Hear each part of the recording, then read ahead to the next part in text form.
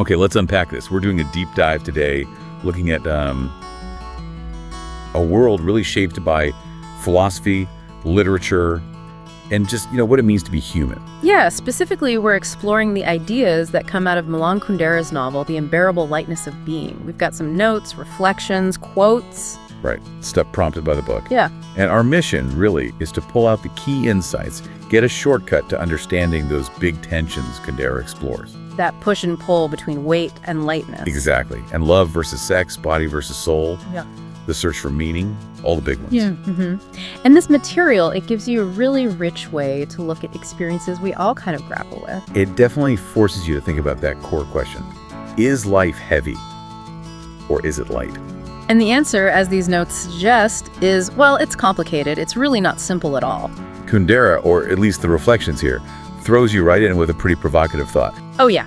The quote that's referenced is, "What happens only once might as well not have happened at all.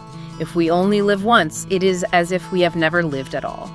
Powerful stuff. That immediately makes you think of eternal return, doesn't it? Yeah. That Nietzschean idea. Right, which the material points to as maybe the heaviest of all bourbons. And why heavy? Because if every single thing you did repeated forever. The responsibility, every action would have this immense, almost crushing weight. You'd be like metaphorically nailed to eternity. But then flip it around. Yeah. If you put our lives, these one-time lives, against that idea, Suddenly they seem incredibly light, like brilliant lightness is the phrase used. it totally shifts your perspective. And that's where the real question comes in, the one these notes keep circling back to. Is heaviness actually terrible? Is lightness automatically beautiful? Your first instinct might be, yeah, heavy equals bad. Like burdens crushing you, bending your back. Sounds awful, right? Yeah. But then there's this fascinating twist in the material. Think about love poems. Oh, right. The idea that women often yearn for the weight of a man's body. Exactly. So that heavy burden in that specific context becomes this image of intense fulfillment, being anchored, grounded. It connects to that other idea mentioned, that the heavier the load, the closer to earth we live. Making life feel more vivid and true. So burdens aren't entirely negative. Okay, so if weight can ground us and make life vivid, what about the other side? What happens with no weight? Well, the scenario described is you become lighter than air. You float away, totally detached from the world. And the consequence of that lightness. It's unsettling. You become only half real, and your actions, even though they're totally free, unbound, they lose all meaning. They just drift. It really makes you pause, which is worse. That crushing weight that brings vividness, or the floating lightness that leads to meaninglessness. Yeah, there's no easy answer there, is there? And this tension, this weight versus lightness thing, it's not just abstract. It weaves through everything, especially love, sex, desire. Totally. The notes bring up Thomas's thoughts on, two almost contradictory feelings. Desire for sex, which he sees as potentially applicable to many women. And then the longing to just fall asleep next to someone, which is specific, tied to just one woman. That's a huge difference. A kind of lighter, broader desire versus a very specific, weightier longing. And sex itself is presented as this mix, this tangle of both weight and lightness. It's seen as potentially sacred, weighty. It creates life, after all. But it's also, playful, carnal, fleeting. Light. It holds both extremes. And what's really interesting is the observation that even behind the, quote, glamorous facade of sex, The deeper stuff comes out. yeah, the solitude of the individual and the yearning for love, they surface.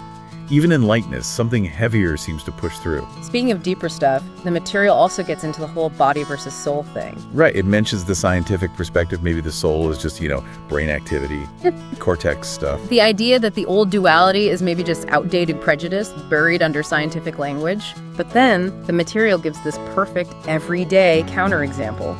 Hearing your stomach growl when you're totally lost in love. Exactly. That simple physical reality just shatters instantly the whole illusion of mind-body unity. All that poetic idealism of the scientific age, as the notes say, just falls apart.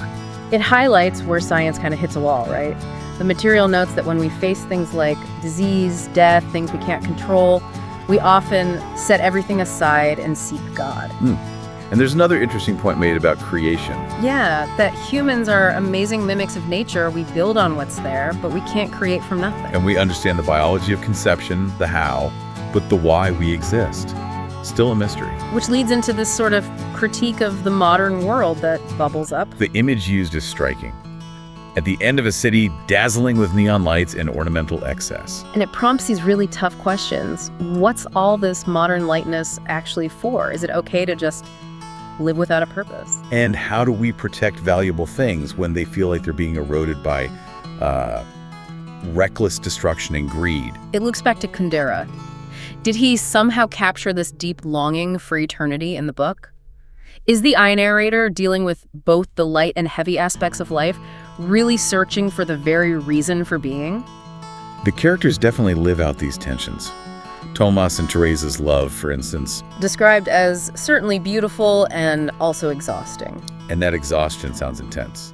Hiding, masking, repairing, proving love, jealousy, guilt, justifying, forgiving. Yeah. It's a lot.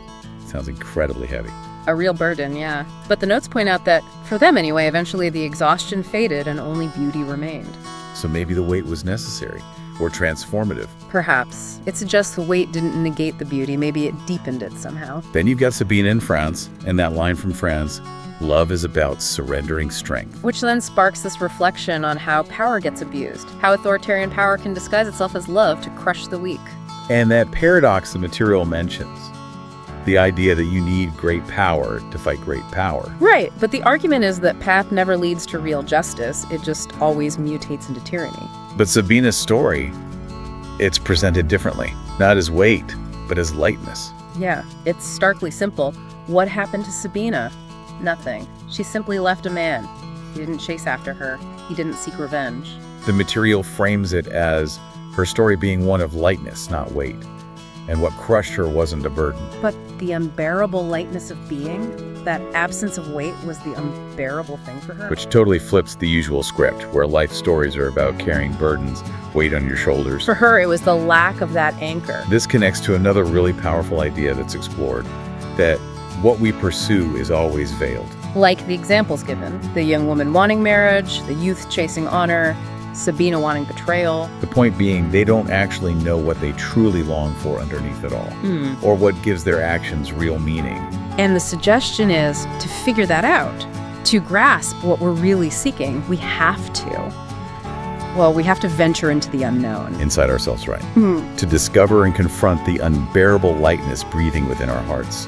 Yeah, it's an internal journey, and it gets incredibly raw with that example of Teresa on the toilet. Oh, wow, yeah. Wanting to reach the extreme of humiliation, become nothing but flesh.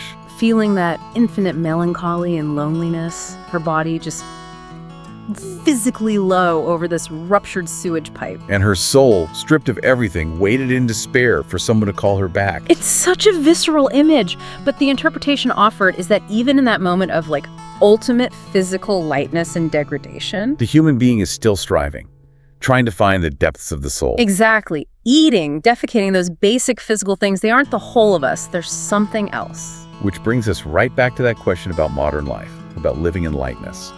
What is that depth of the soul? Where do we find human worth? Is it only in the soul, separate from the body? These are huge questions the material leaves us with. So as we wrap up this deep dive, it feels like the main takeaway from this material inspired by Kundera is complexity, nuance. Definitely. Weight and lightness aren't simple opposites, one good, one bad. And the choice between them, or how we balance them, seems intensely personal, something you figure out through living it.